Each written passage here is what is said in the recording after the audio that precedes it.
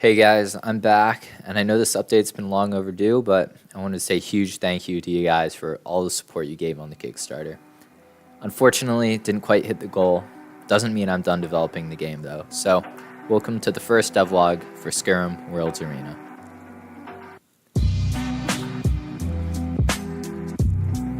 Call me Steve Jobs because I just revolutionized gaming. I just added a crosshair to the center of the screen.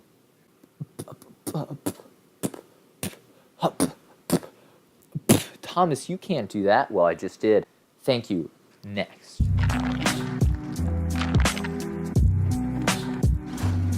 Recording the pre-alpha footage for the Kickstarter really helped me analyze a couple of problem spots that I was having in my game. So the first one is close combat. There's a lack of options, and when you get too close, players just wind up ninja running around each other. The camera was pointing directly at the player's back, making it hard to see where the player was aiming. There's no camera locking option to help you keep track of the other player. Hit stun often resulted in inconsistent, buggy, and outrageous hit stun where you would just roll around on the floor for a prolonged period of time. And in general, most of the moves were too hard to hit. The earthbending was fine, but some of the fire stuff, and especially the air stuff, wasn't that easy to hit. So the first thing I did was I worked on a couple new attacks. Both of these were for earthbending. One was a circular earth wave, and the other was making all chunks of earth converge on a point. I then thought, what if you sent tremors through the earth every time you landed, like you're an anime character, because that's how cool you are. And then everybody's like, oh, and there's like smoke and effects and like lens flares and more effects. And yeah, that's sort of what I want, but there were a couple bugs with this that I had to fix, but other than that, they were pretty easy to implement.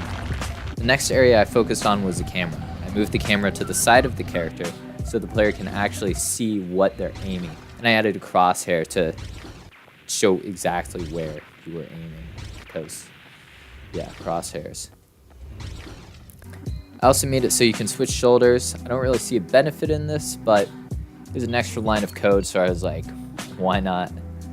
Part of the reason it seems so hard to hit people in my game, I think, is because the camera has no influence by where the other player is moving. So to combat this, I wound up making a lock-on target system for the camera.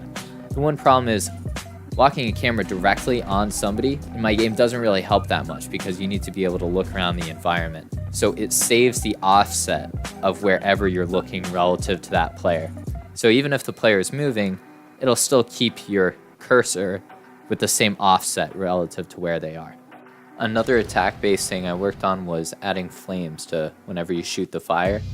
These flames can hurt you, they make you flinch rather than actually like giving you any knockback, hitback stun. And I wanted to make these flames interact with other elements like air, so I started trying to implement that, and I got it perfectly implemented, no errors whatsoever.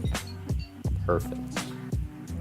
From there, the only other thing I was able to do was fix hit stun a bit. I made it so there was no get up animation, instead you just land on your feet automatically, as it reduced the time that you were actually on the ground and stopped the bug of rolling around on the ground forever.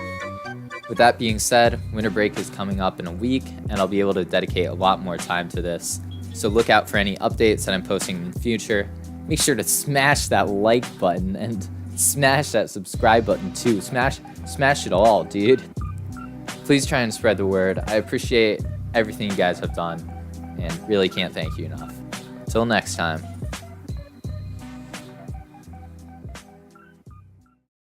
I added a crosshair to the center of the screen.